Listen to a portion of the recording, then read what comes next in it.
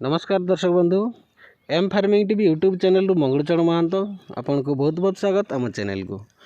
तो दर्शक बंधु खराटिया चाष केते कष्ट आपन निजे जानिथे। फास्ट पॉइंट तो पानी, सेकेंड रे सब प्रॉब्लम रोहे खराटिया चाष रे। तो जमिति कष्ट करते सेमिति फल मध्य पाइबे।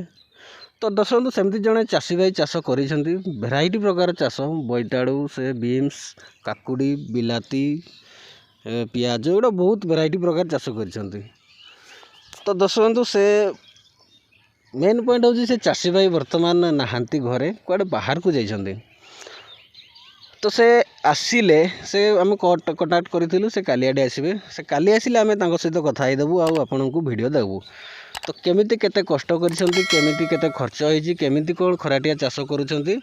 तो से दर्शक बंधु से चाषी भाई आसिले आम सहित कथा होइकि आम नेक्स्ट वीडियो रे आम आपन को